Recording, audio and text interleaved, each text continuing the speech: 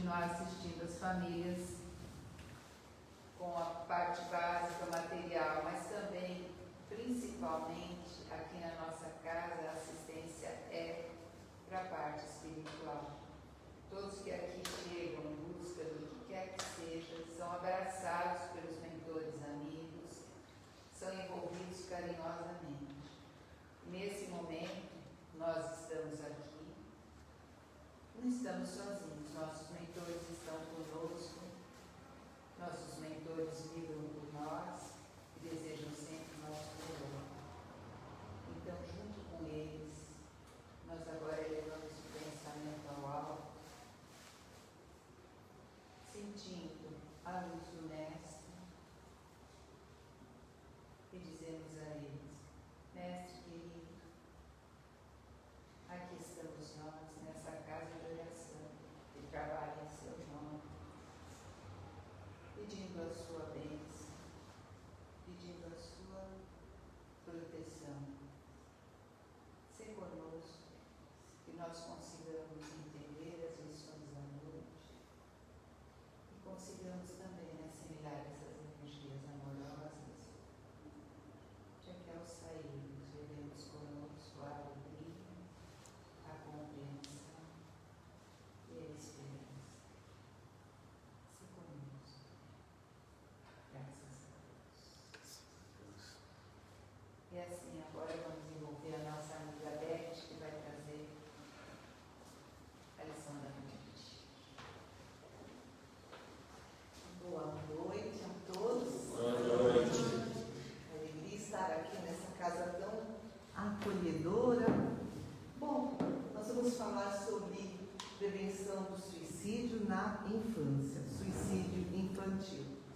A gente está no mês de Setembro Amarelo, então é importantíssimo a gente conscientizar sobre a importância da saúde mental, prevenção do suicídio, porque a Organização Mundial de Saúde já declarou que o suicídio é questão de epidemia mundial. E por que não estender, né, essa campanha também à infância? Porque os alicerces emocionais de uma pessoa estão na infância. Na infância, a criança ainda é frágil, né? Ela não está com a sua personalidade formada, por isso que todo cuidado é pouco. Então é importante valorizar a vida, e a vida da criança, e a vida do adolescente. E como, né, valorizar, além dessa campanha de conscientização? Aí a gente pode pensar nos pais, nos professores, no sentido de criar um ambiente seguro, um ambiente assim onde ela se sinta, a criança se sinta ouvida, se sinta amada, se sinta apoiada.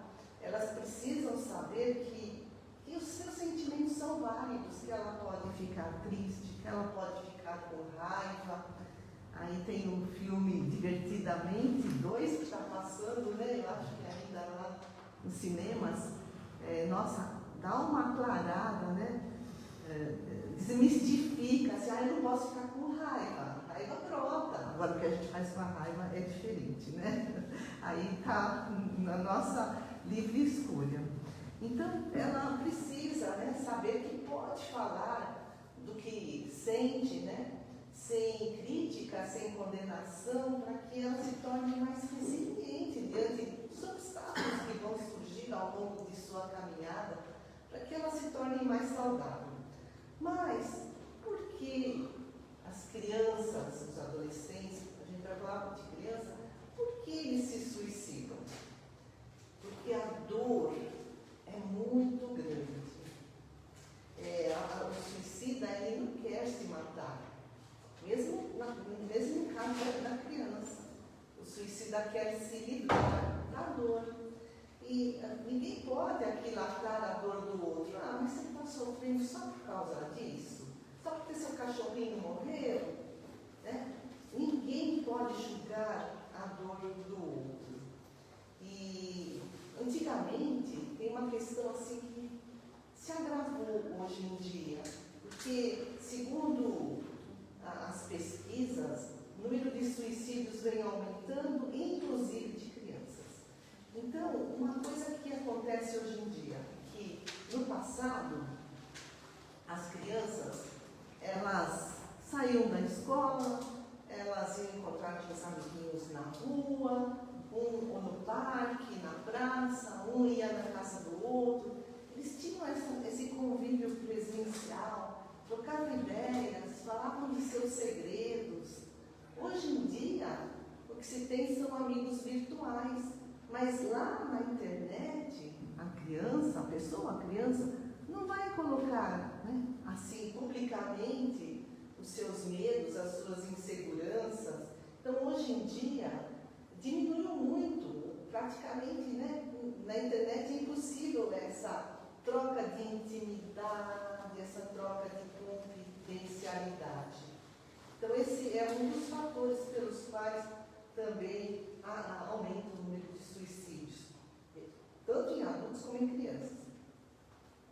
Mas não há uma causa única, uma causa isolada.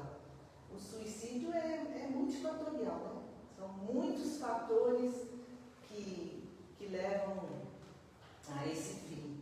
Mas, segundo os estudiosos da mente, os psiquiatras, os psicólogos, 90% das pessoas que se suicidaram ou tentam um suicídio têm depressão. O problema é que essa depressão não é diagnosticada, não é bem tratada. Às vezes as pessoas começam, né, o tratamento e abandonam. Então, é um problema muito sério esse distúrbio mental. Vários professores de medicina, do curso de medicina do Centro Universitário de Anápolis, escreveram uma revista chamada RESU, R-E-S-U, Revista Educação e Saúde. As causas, está lá na internet, causas da depressão em crianças e adolescentes. E lá esses professores de medicina escreveram que a depressão afeta todas as faixas etárias e aumenta a cada dia, e que o número de crianças afetadas pela depressão também, infelizmente, aumenta cada vez mais. Por isso que é muito importante que os pais, os educadores, os adultos em geral que convivem com a criança, estejam atentos aos sinais de depressão, né? Então, eles aqui trouxeram, né, uma listinha, esses professores. Queda de rendimento escolar, tristeza, isolamento. Mais um ponto. No passado, o quarto era um lugar seguro, né? Mas hoje em dia, a criança que está depressiva e se isola, não sai do seu quarto, ela corre também um risco de assim, formar ideações suicidas, porque a internet, ela muitas vezes é mal utilizada. Tem muito bullying na internet. Já saíram até notícias de pessoas, né, cujas fotos foram publicadas na internet e elas se suicidaram. Então, os pais precisam estar muito antenados com esse mundo atual, né? Inclusive limitar o uso da internet. Bom, outros sinais de depressão: perda de apetite, humor deprimido, insônia, sentimento de culpa excessiva, um sentimento de inutilidade, baixa autoestima, retardo psicomotor, sabe, lentidão para falar, para se mexer, para raciocinar, automutilação, né? Então, aquela criança que só usa, mesmo no calorão, manga comprida, porque a dor é muito grande, então ele se alivia com uma dor física. A dor psíquica é muito grande, então essa dor física é uma válvula de escape, por isso que ele se automutila. E, né, qualquer pessoa, o indivíduo, a criança afetada pela depressão, né, se sente diferente, se sente discriminado, tanto por médicos, como pelos familiares, como pelos amigos, como pela sociedade em geral. Então, os pais precisam estar atentos. E, às vezes, os pais também precisam de ajuda psicológica. Eles precisam estar muito presentes e dispostos a ouvir os seus filhos. O suicídio infantil não pode ser subestimado, não pode ser ignorado. Ele falou que não quer viver. Bobagem, é criança, não sabe o que fala, né? Então é importante não minimizar os sentimentos das crianças. A gente precisa levar a sério o sentimento das crianças, permitir que elas falem de seus sentimentos, de suas emoções, né? E conversando com a criança sobre emoções, sobre estresse, sobre ansiedade, tudo dentro de um ambiente seguro e acolhedor, né? Sem crítica, sem julgamento, sem condenação, para que elas falem de suas preocupações, de seus sentimentos. Por isso os pais precisam estar presentes, mas afetivamente disponíveis, né? Com acolhimento amoroso, com diálogo, aquela autoridade amorosa. É muito diferente assim, eu sou amiguinho do meu filho, sabe? Tudo que ele quer, eu faço. Isso também traz uma insegurança para o filho. Então, os pais também têm outra questão, eles não podem descarregar as suas frustrações na criança, né? Porque ela acaba se transformando num bode expiatório. O pai, a mãe chegam em casa, né, sobrecarregados dos problemas financeiros, dos problemas de trabalho e vão descarregar na criança. E é preciso, então, estimular os filhos para falarem, né, de seus sonhos também. E não menosprezar os sonhos das crianças. Imagina, você vai querer ser isso quando crescer? Bobagem. Né? Não. Então, é disciplinar, né? Disciplinar dizer não, mas também falar das consequências de cada ato nosso. Porque o suicídio também vai trazer suas consequências. Falar, olha, se você fizer isso, acontece isso, se fizer isso de bom, isso de ruim. Explicar, né? As consequências das nossas escolhas. E aí o filho vai acaba desenvolvendo uma autossegurança. E outra coisa é entender que o filho não é um boneco e não é um anjinho. Um boneco, né? Para enfeitar a nossa casa, a nossa vida. Mas também não é um anjinho, é um espírito imortal. Né? Houve toda uma programação reencarnatória, por isso que os pais, como a gente lê lá no Livro dos Espíritos, eles são como jardineiros, né? E jardineiro, que tira a erva daninha do jardim. A erva daninha são as más tendências, que precisam ser observadas desde a mais tenra idade. Porque quando a criança chega na adolescência, ela acaba solidificando, ela acaba retomando a sua personalidade. Lá, né, de espírito imortal. Então é preciso procurar conhecer o filho, olhe nos olhos, né, e perguntar: você gosta da sua vida? Você gosta de viver nessa família? Dá a oportunidade, conversar. E tem outra questão importante: ir na escola, conversar com os professores, com os monitores, porque muitas crianças sofrem bullying e elas têm vergonha de, né, conversar sobre isso. Então os pais precisam estar muito atentos a esses sinais, buscar ajuda se for necessário. Ajuda psiquiátrica, psicológica, ajuda da assistente social, no caso alguém de bullying, né, na escola. Só que há pais que têm preconceito de levar o filho no psiquiatra. Meu filho não é louco. Aí a importância do esclarecimento, da conscientização, mas não podemos julgar, né?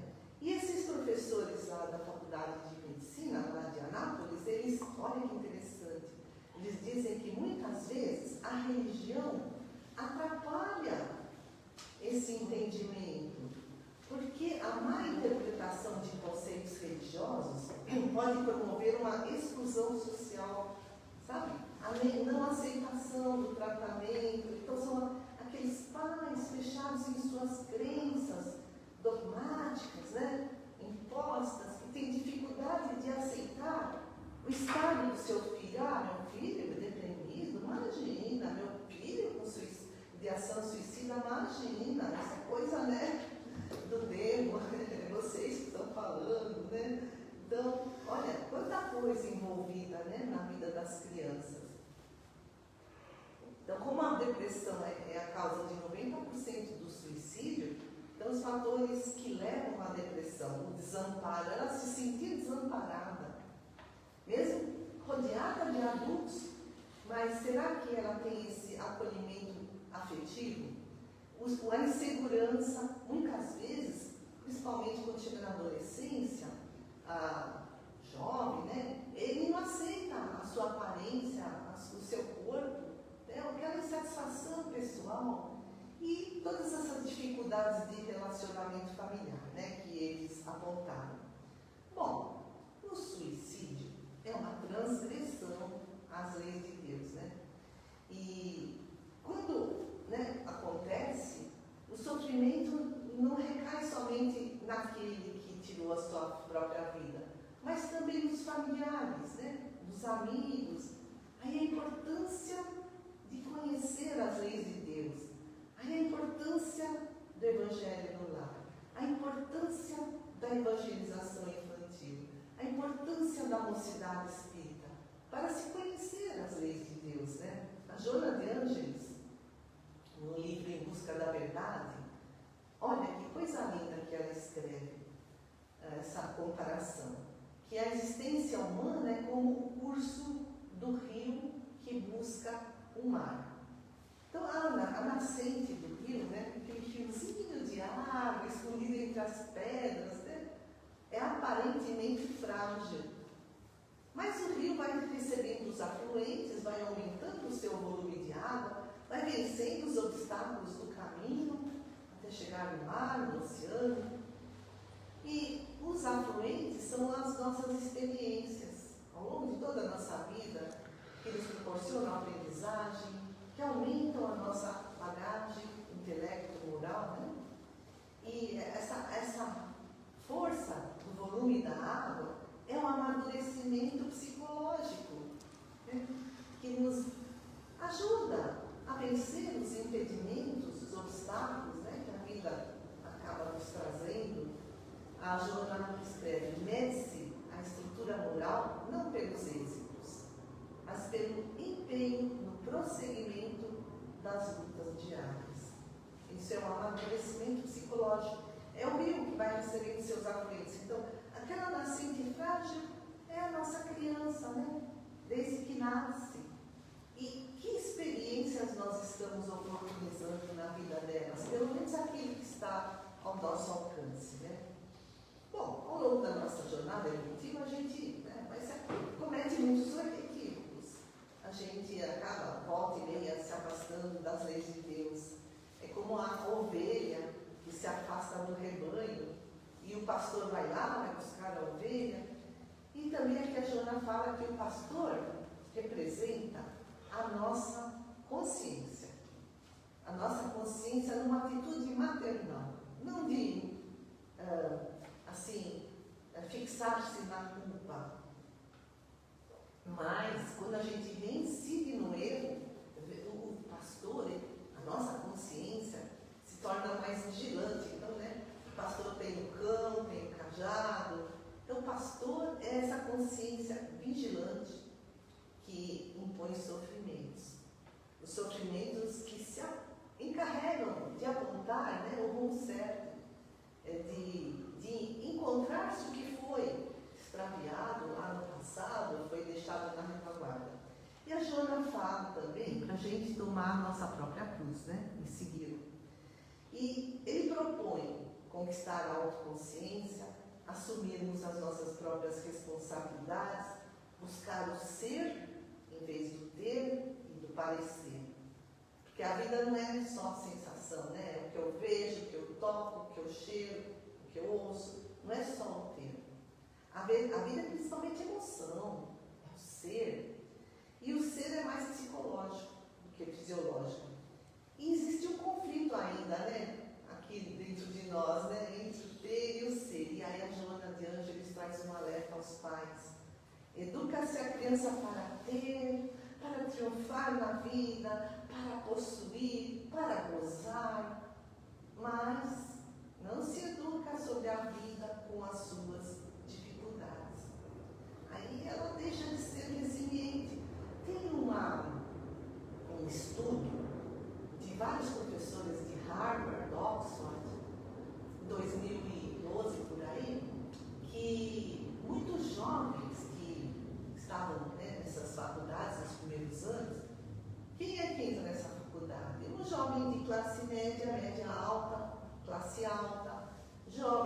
tiveram toda a facilidade na sua infância, juventude, estudaram nas melhores escolas, e aí eles chegam na universidade, Oxford, Harvard, e muitos se suicidam, porque a namorada desmanchou o namoro, porque eles tiraram uma nota baixa, e eles foram estudar. Então, por que isso?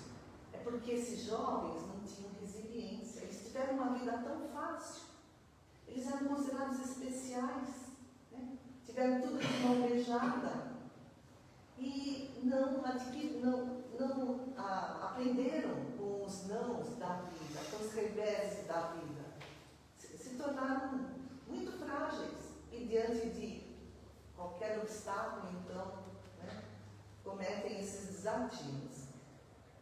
E por isso que há a importância dessa educação sobre, olha, a vida vai trazer dificuldades.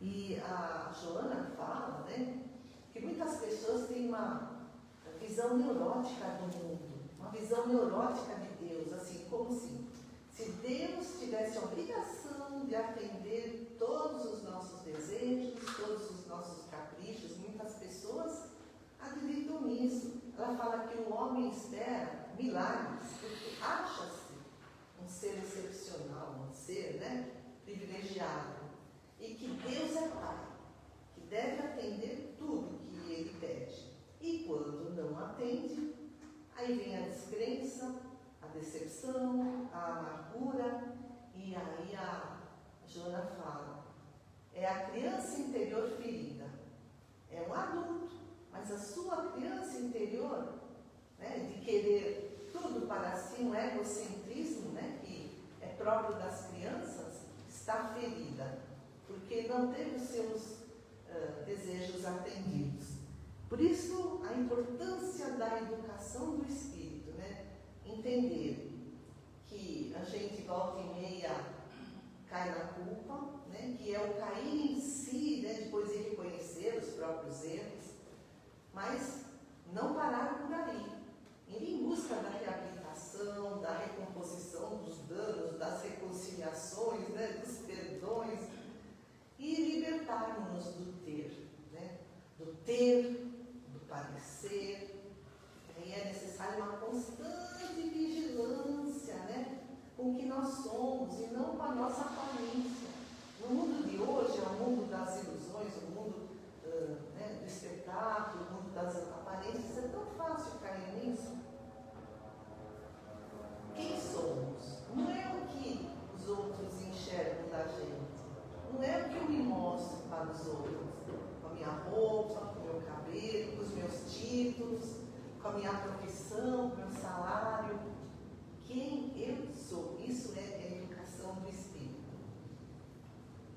Na Turquia, uns tempos atrás, teve um terremoto em uma escola infantil, desabou, e dezenas de crianças ficaram soterradas. Eu não lembro, não sei quem lembra dessa notícia, foi bastante triste, né? E depois de vários dias, essas crianças foram consideradas mortas. Mas tinha um pai, essa história é verdadeira, um pai que não desistiu. Ele continuou escavando os escombros, pediu ajuda para os seus amigos, até que, por fim, encontrou o seu filho, né? E as outras crianças que estavam com ele sobre os escombros, e aí, né, tirando as pedras e gritando, né, o nome do filho, naquele buraco que se formou, e o filho respondeu: eu tinha certeza que você viria, papai.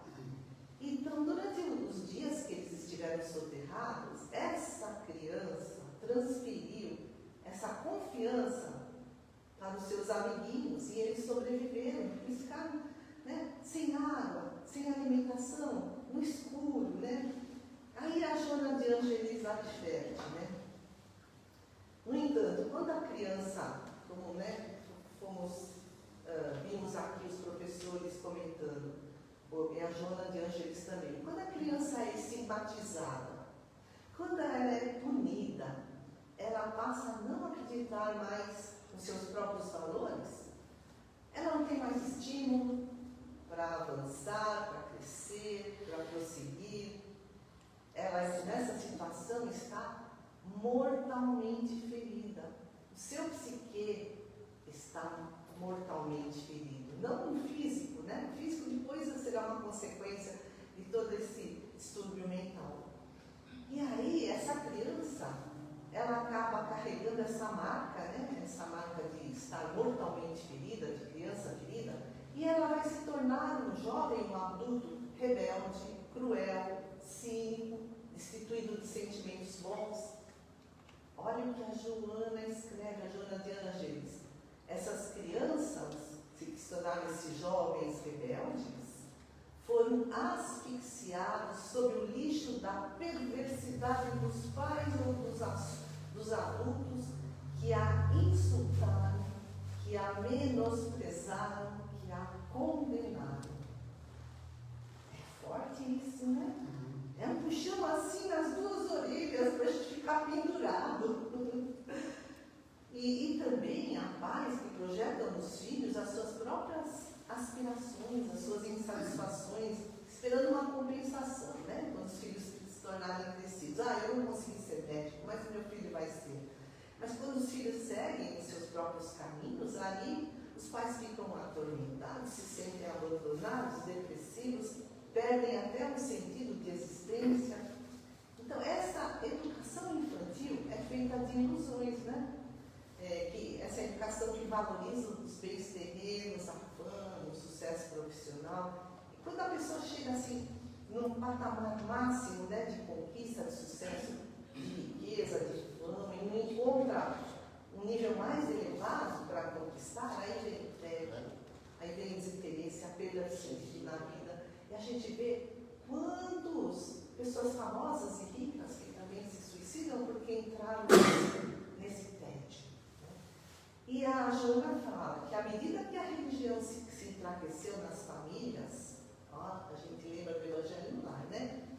Aí vai surgindo cada vez mais o desinteresse pelo ser espiritual, né?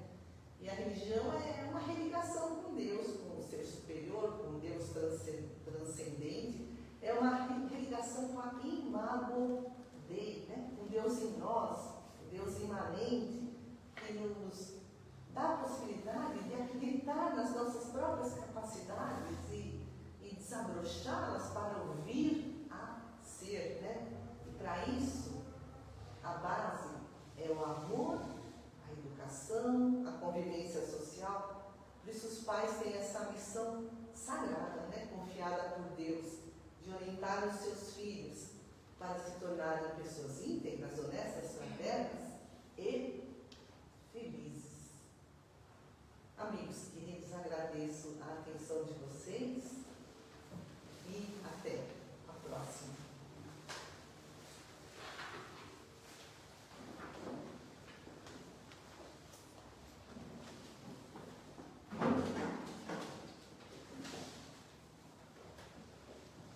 Depois de aprender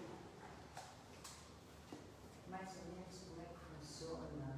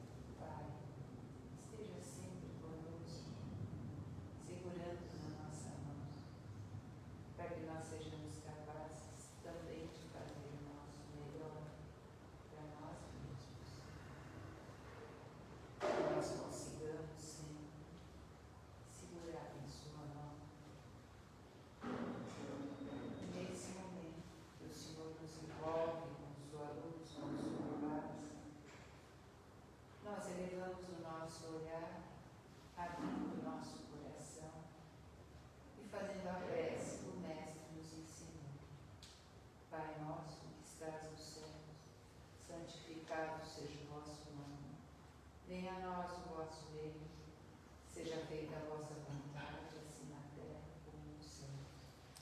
O pão nosso de cada dia nos dai hoje. Perdoai as nossas ofensas, assim como nós perdoamos quem nos tem ofendido. Não nos deixe cair em